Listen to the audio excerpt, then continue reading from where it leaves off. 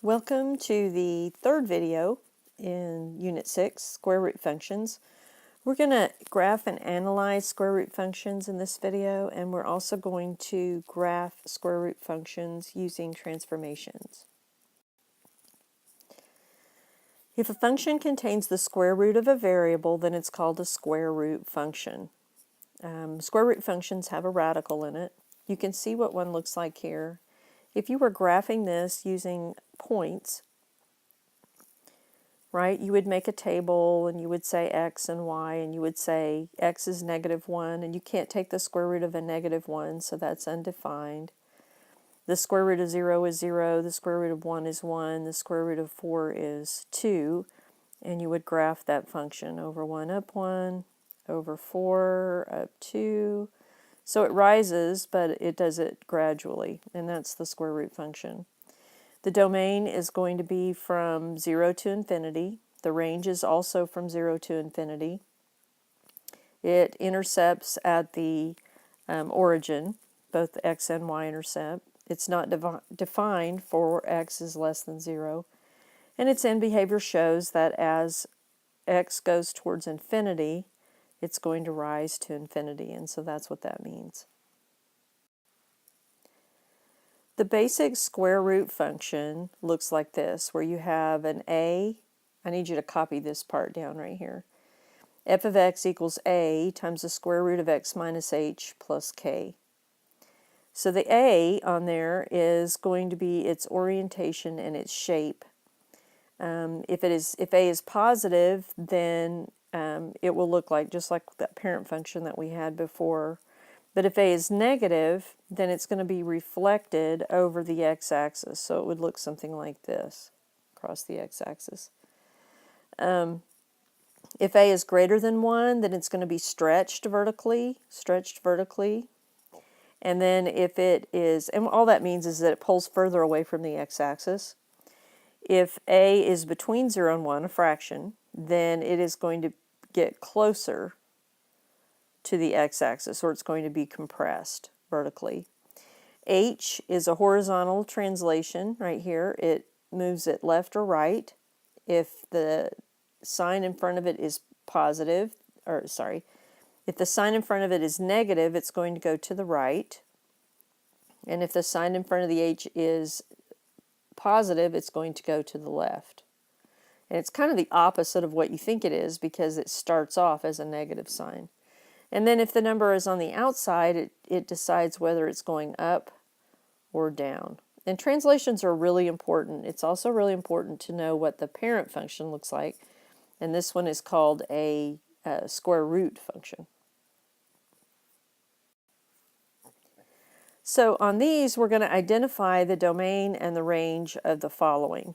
And so what we have here is we have the square root function on a, the square root function of a, and this is got a plus 4 in there.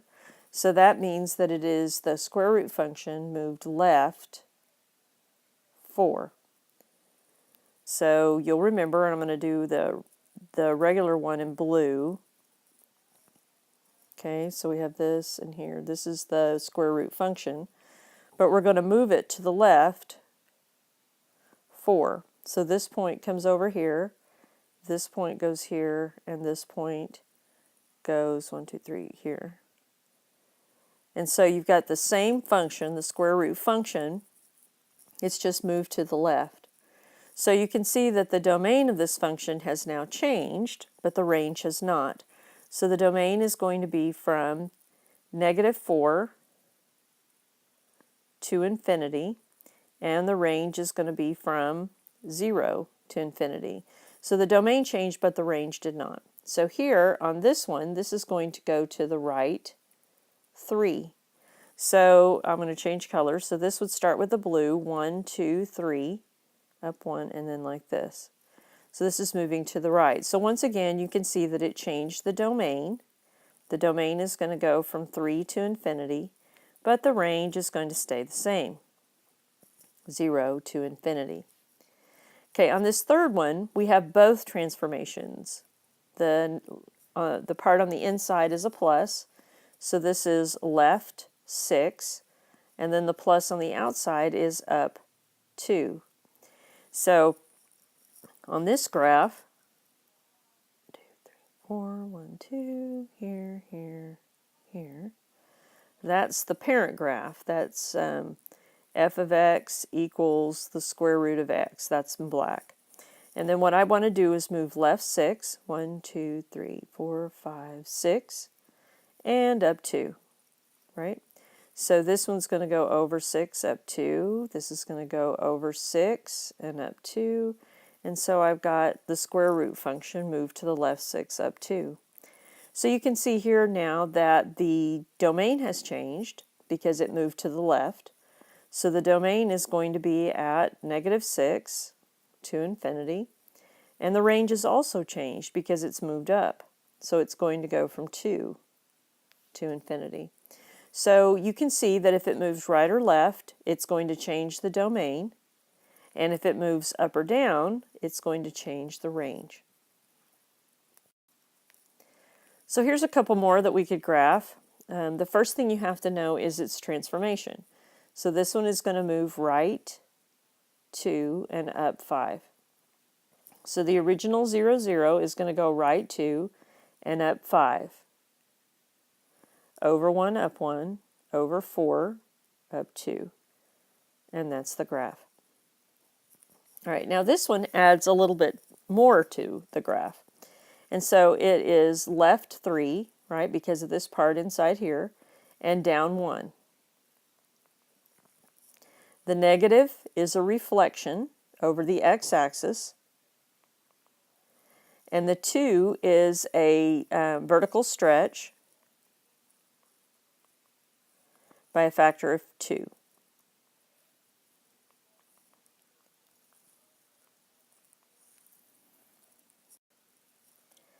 So you'll notice that we have some right and left, we have up and down, we have a vertical stretch, and we have a reflection.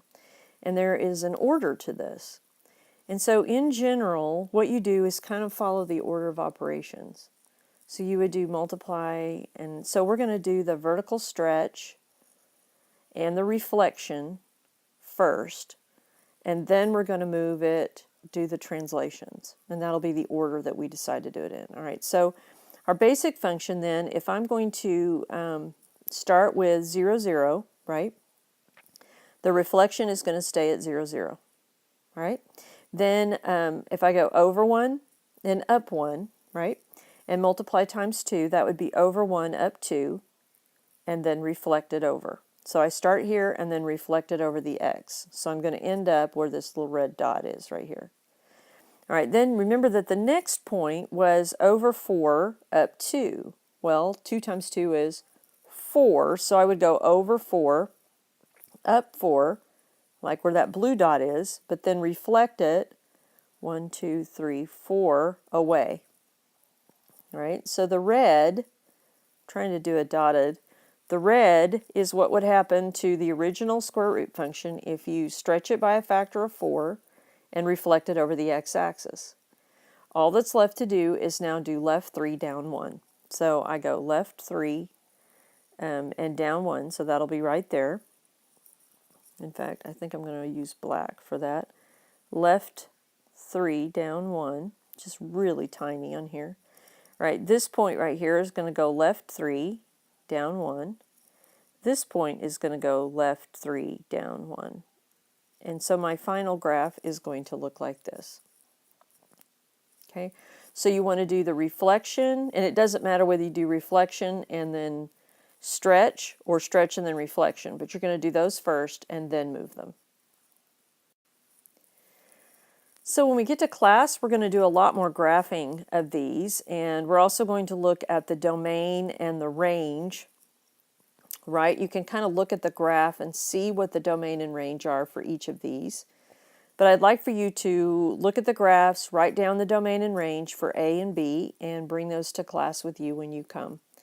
So bring your questions as well, and we'll continue to practice using our transformations. See you in class.